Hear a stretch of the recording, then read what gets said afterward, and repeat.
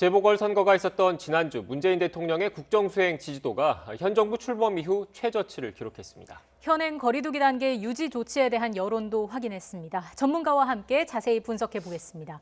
이택수 리얼미터 대표, 윤희웅 오피니언 라이브 여론분석센터장 나오셨습니다. 어서 오십시오. 네, 안녕하세요. 안녕하세요. 센터장님, 먼저 거리두기 단계 유지 관련된 의견 현안 조사 결과 좀 봐야 될 것 같은데 의견이 팽팽하게 갈렸다면서요?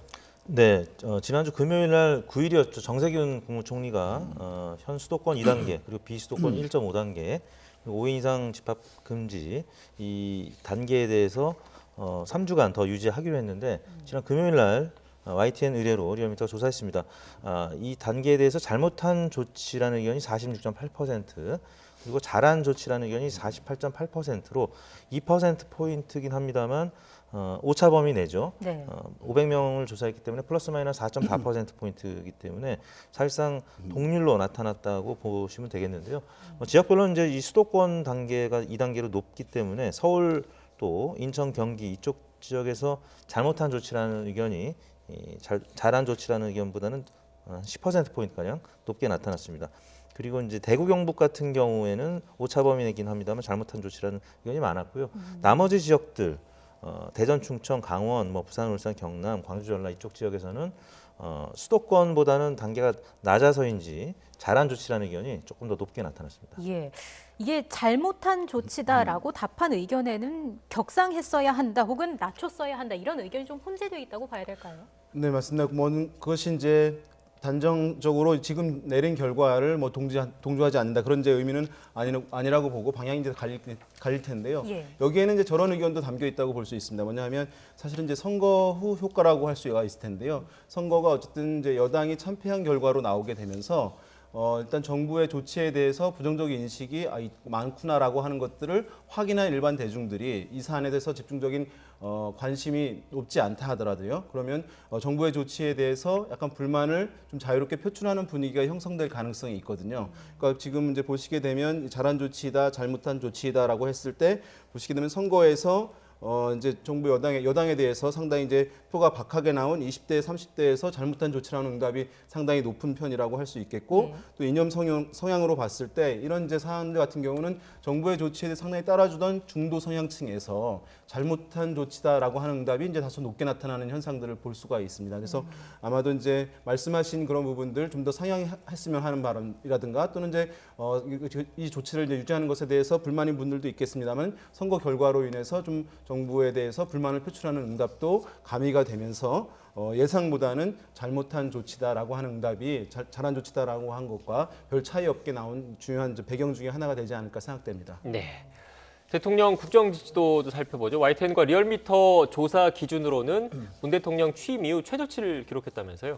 네, 그렇습니다. 문재인 대통령 4월 1주차 국정수행 긍정평가인데요. 33.4%로 지난주 대비 1.2%포인트 하락했습니다. 네. 말씀하신 대로 문 정부 출범 이후 최저치를 기록했는데요. 이전의 최저치는 3월 3주차 34.1%가 최저치였는데 그때는 이제 LH 사태가 최고조로 치달을 때였고 문재인 대통령도 LH 관련돼서 첫 사과를 했던 그 주간이었습니다.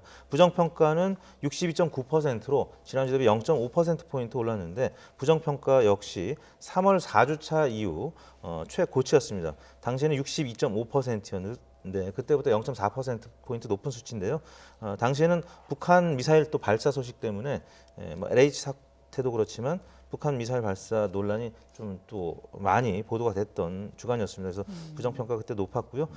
또 코로나 재확산에 따라서 부정평가도 소폭 올라갔을 것 같고요. 예. 또 재보궐선거 참패의 영향도 있었을 것 같습니다. 그래서 일간으로 지난주 수요일까지는 좀 반등을 하는 모습을 보이다가 목요일, 금요일 좀 하락하는 모습을 나타냈습니다. 지금 보여드리고 있는 그래픽도 좀 설명을 드리겠습니다. 응답지를 연령별로 나눈 그 결과인데 전주 대비 20대 그리고 40대 부정평가가 눈에 띄게 좀 상승했습니다. 이건 어떤 배경으로 봐야 될까요? 네, 지금 문재인 대통령의 국정수행 평가 살펴보게 되면 그래도 이제 40대에서 45.5%가 잘했다라고 하는 이제 긍정 평가를 보이고 있어서 예.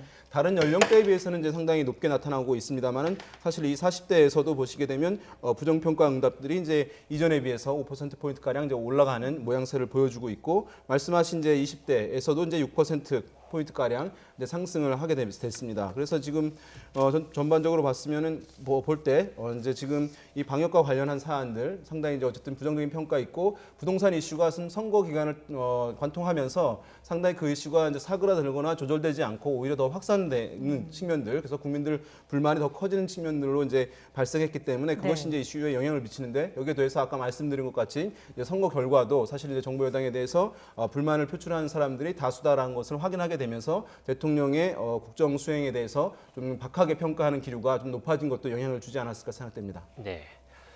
좀 더 구체적으로 재보선을 가운데 놓고 전후 여론 추이는 좀 어떻게 바뀌었습니까? 네, 그 월요일, 화요일, 수요일까지는 조금 반등하는 모습을, 그러니까 월화는 좀 약세로 출발했습니다만 수요일 날은 조금 올랐습니다. 이건 정당 지지를 잠시 소개해드리겠습니다만 수요일 날 민주당도 조금 결집하는 모습을 나타냈는데 7일 날 선거가 있었고 네. 이제 8일 날 선거 다음 날이기 때문에 선거 영향이 있을 수밖에 없었죠. 그래서 34.9%로 횡보하다가 금요일 날 저희가 이제 투데이 롤링스라고 이틀간 조사 이제 하기 때문에 이틀 후에 충분히 다 반영이 된다라고 봤을 때 9일 날 32.6%로 한 주간 중에서는 가장 최저치를 나타냈다고 볼 수 있겠습니다. 네, 대표님 선거 영향으로 이렇게 바뀌었다고 하는데 좀 궁금해서 그러는데 네. 선거 이후에 이렇게 부정평가가 올라가고 긍정평가가 줄어든 이유는 구체적으로 뭐라고 봐야 될까요?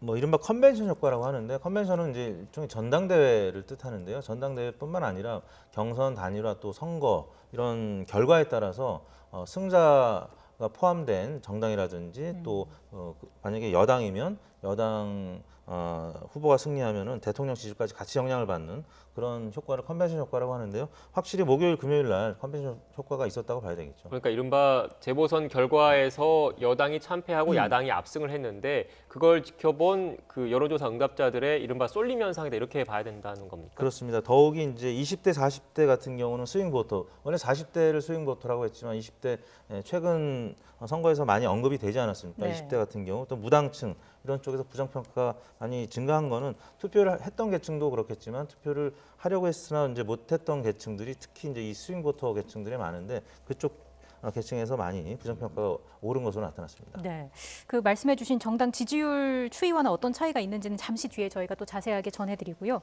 문재인 대통령이 오늘 방역회의를 열고 15일에는 경제 긴급회의를 소집했습니다. 대응책을 좀 직접 챙기는 모습인데 이번에 여론을 좀 반등시키지 않으면 국정 동력에 빨간불이 켜질 것이다, 레임덕이 좀 가속화될 것이다, 이런 전망도 있습니다. 어떻게 보세요? 네, 문재인 대통령에 대한 이제 평가 중에서 이제 레임덕이 사실은 상당히 이전 대통령에 비해서는 뭐 더디게 오거나 사실은 없을 것이다라고 하는 전망도 높이 네. 있었던 것도 사실입니다. 왜냐하면 상당히 이제 대통령에 대한 이제 긍정 평가, 우리가 국정 지지율이라고 부르는 것이 상당히 높고 안정적이었던 것이고, 거기다 또 이제 의회 내에서 가장 중요한 건 대통령의 레임덕과 관련해서 가장 중요한 것은 의회 내에서 여당이 이제 다수 의석이냐 아니냐가 이제 중요한데, 여당이 이제 확실한 다수 의석을 가지고 있기 때문에 상당히 이제 이전 대통령들에 비해서는 안정적일 것이라고 하는 이제 전망들이 높았습니다만은 이번 선거에서 여당의 패배가 상당히 워낙 격차가 이제 컸기 때문에 민심 위반 현상이 상당 부분 있었다라는 것이 이제 확인된 것이기 때문에 의회 내에서 여당의 뭐 안정적 이제 의석수 우위에도 불구하고 상당히 대통령에 대한 또 정부 여당에 대한 민심이 좋지 않은 그런 상황이라고 할 수 있을 텐데요. 지금 그래서 이제 여러 가지 좀 민심이 어쨌든 국민들을 중요하고 그것에 따라서 향후 이제 대선 주자들도 영향을 받게 되고 또 정당에 대한 평가들도 영향을 받게 될 수밖에 없는 상황이기 때문에 그런 면에서 봤을 때 대통령이 이전까지 누리던 이제 안정적 지위, 안정적 위상들이 상당 부분 이제 흔들릴 수 있는 측면에서 뭐 레임덕이라는 표현이 좀 맞지는 않습니다만은 이전에 비해서 상당히 이제 자율성이 제한될 수밖에 없는 그런 상황에 직면했다고는 볼 수 있을 것 같아요. 그래서 대통령으로서는 사실 이제 국면 전환이 상당히 중요한 상황이긴 합니다만은 네. 이것이 이제 방금 말씀하신 여러 가지 이제 민생과 관련한 사안들 이런 것들을 이제 챙기겠습니다만은 이제 주목되는 것은 이제 조만간 있을 이제 개각을 통해서 얼마나 이제 인적 쇄신이 국민이 이제 예상하는 효과를 뛰어넘는 이제 과감한 이제 개혁들, 과감한 변화가 국민들에게 전달될 수 있을지, 그것은 이제 어쨌든 지금 워낙 이제 사안들이 엄중한 상황이기 때문에 엄청난 이제 반등을 가져오기는 쉽지 않겠습니다만은 국민들의 목소리에 일정 부분 반응한다는 점을 보임으로써 추가적인 하락을 좀 막으려고 하는 그런 이제 전략적 행보가 필요한 상황이 아닌가 생각됩니다. 네, 센터님께서 개각 얘기를 말씀하셨는데 실제로 개각설이 나오고 있습니다. 규모는 어느 정도 될 것으로 예상하십니까? 네, 뭐 정세균 국무총리, 홍남기 경제부총리 두 분을 제외하고도 한 5분, 6분 정도 뭐 예를 들면 국토부 장관은 어차피 이제 교체를 해야 되는 거고요. 고용노동부 장관, 농림부 장관, 해양수산부 장관 뭐 등등이 지금 교체 대상에 이제 오르내리고 있고요. 또 최재성 청와대 정무수석 비서관도 이제 그만두는 것으로 지금 어느 정도 방향이 잡혔고 대신에 이철희 전 의원이 정무수석으로 이제 가는 것으로 지금 보도들이 나오고 있는데요. 뭐 이 정도면 중폭이라고 해야 되겠죠. 정세균 국무총리는 이제 대선 출마 가능성도 있기 때문에 그래서 인적 쇄신을 우선 이제 개각은 조금 시간이 걸릴 수밖에 없죠. 네. 근데 이제 청와대 내부 인사들은 어차피 뭐 이건 청문회가 있는 게 아니기 때문에 조금 즉각적으로 이루어질 가능성이 있고요.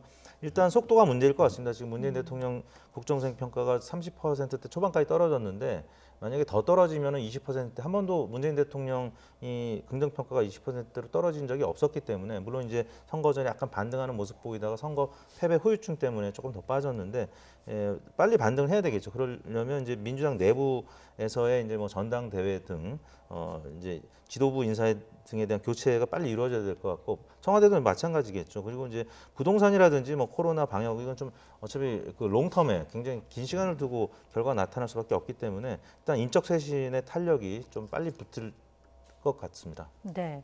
일단 뭐 분위기 반전을 이뤄낼 수 있을지 많은 관심이 쏠리고 있는 상황이고요. 정당 지지도도 이어서 자세히 좀 들여다보겠습니다. 먼저 국민의힘 같은 경우에는 출범 이후에 최고치를 경신한 상황이라고 하죠.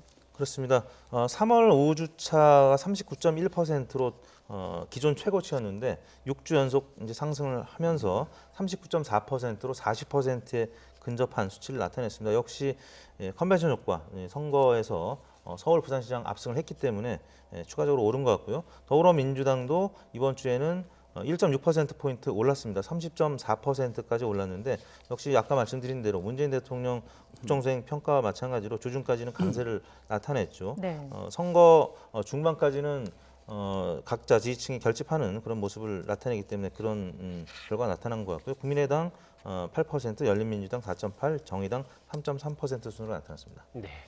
일단 이번 재보선을 통해서 여당이 참패를 했기 때문에 네. 이걸 어떻게 수습해 나갈지도 사실 큰 과제로 남았거든요. 어떻게 진행될 것으로 보십니까? 되게 이제 뭐 청와대도 또는 정부도 이제 개각을 통해 가지고 효과가 가장 큰 것이 그런 이제 쇄신의 효과를 주는 것은 인물들을 이제 교체하는 것이 효과가 이제 우리나라에서 상당히 이제 크고요. 그것을 이제 많이 활용을 할 수밖에 없는 상황인데 왜냐하면 뭐 정책의 변화 같은 것들은 장기간 시간이 걸릴 수밖에 없는 점에서 그런데 지금 문제는 뭐냐 하면 여당도 여러 가지 지금 지도부 교체를 시도하고 있는 그런 상황이긴 한데요. 이제 원내대표도 새로 뽑고 이제 전당대회도 앞당겨서 치른다고 하는 것인데 지금 더불어민주당 같은 경우는 사실은 주류가 있고 이제 사실 비주류가 많이 비중을 차지하는 것은 아닙니다. 왜냐하면 2016년 총선에 이른바 비주류라고 하는 그룹들이 사실은 이제 외부로 나가서 국민의당을 창당을 했기 때문에 여러 가지 지금 주류 비주류 얘기는 합니다만은 근본적으로 비주류의 비중이 의미 있는 수준은 아니라고 할 수 있습니다. 몇몇 의원들의 이제 개별적 차원이라고 할 수 있는데 이 경우에는 당에 주류가 없게 되면은 주류와 비주류 간의 갈등이 없기 때문에 당이 잘 나갈 때 당에 문제가 없을 때는 아무런 문제가 없고 상당히 그것이 긍정적으로 작용합니다만은 당이 위기가 있을 때 그래서 변화가 필요할 때는 대안 세력이 부재하다는 문제를 가져오기 때문에 왜냐하면 지도부의 인물을 바꾼다 하더라도 기존의 주류에 있는 인물들이 다시 한번 또 자리를 차지하게 된다고 하면서 변화의 효과, 쇄신의 효과가 줄어드는 문제가 발생하는 상황입니다. 그래서 지금 민주당이 뭐 원내대표라든가 이제 지도부를 전당대회를 통해서 교체를 이제 할 예정이긴 합니다만은 그럼에도 불구하고 지금 새로운 대안 세력, 대안 비주류 그룹들이 워낙 이제 협소한 풀이기 때문에 그런 전면적인 쇄신의 효과가 충분하게 대중들에게 전달될 수 있을지는 약간 회의적으로 보는 시각도 만만치 않은 것 같습니다. 예. 원내대표 전당대회 앞두고 뭐 친문, 비문 이런 갈등이 좀 본격화될 가능성은 어떻게 보세요? 뭐 가능성이 높죠. 원래 선거가 이제 지게 되면은 진 정당에서는 주도권을 두고 기존 지도부와 이제 새로운 지도부 간의 이제 싸움이 불가피한데요. 이게 이제 삼김 정치를 지나서 이제 노무현 대통령 또 이명박, 박근혜, 문재인 대통령을 이제 지나오면서 정치적 유산을 갖고 이 정치를 하던 리더십들이 이제 점점 없어지고 그러니까 보수 정치가 없어지고 각 계파로 이제 권력이 분산이 됐을 때 이런 현상들이 나타나는데요. 일단 뭐 선거가 막 지금 끝났기 때문에 그런 현상은 불가피해 보이는데요. 일단 팬덤 정치에 의해서 이제 기존 뭐 국회를 중심으로 한 레거시 정치가 흔들리게 되면은 과거 박근혜 정부 이제 후반처럼 정치가 득표적 면에서 굉장히 어려움을 겪을 수 있거든요. 네. 민주당도 뭐 그런 차원의 지금 내용을 겪고 있는데 빨리 이제 중심을 잡아야 되겠죠. 지금은 이제 이낙연 대표가 그만두고 나서 새로운 이제 지도 체제로 지금 전환되는 시점이기 때문에 약간 혼란이 있는데요.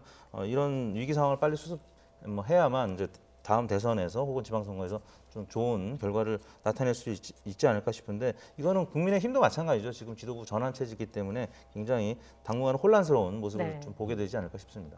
네. 마지막으로 자연스럽게 국민의힘 말씀하셨으니까 얘기를 좀 해보겠습니다. 국민의힘 같은 경우에도 국민의당과의 합당 문제가 당장 있기 때문에 좀 신경전이 벌써부터 치열해지는 것 같습니다.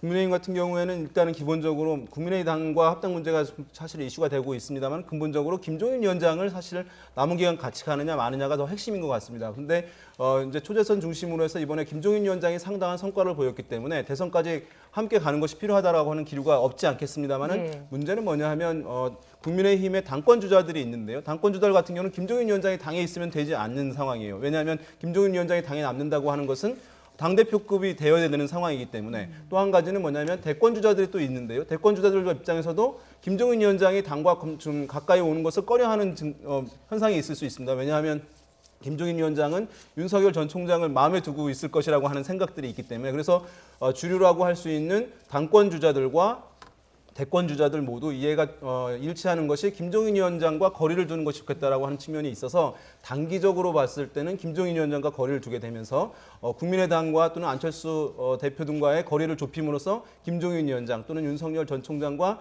좀 견제하는 이런 이제 시그널로 갈 가능성이 높습니다만은 다만 그럼에도 불구하고 자체적으로 유력한 대선 주자를 2, 3개월 내내 만들지 않으면 다시 한번 김종인 위원장이나 윤석열 전 총장에 대해서 필요성이 당내에 상당히 높아지는 그런 형국으로 전개될 가능성이 높아 보입니다. 네, 알겠습니다. 지금까지 이택수 리얼미터 대표, 윤희용 오피니언 라이브 여론분석센터장과 함께 이야기 나눴습니다. 오늘 말씀 고맙습니다. 고맙습니다. 네, 감사합니다.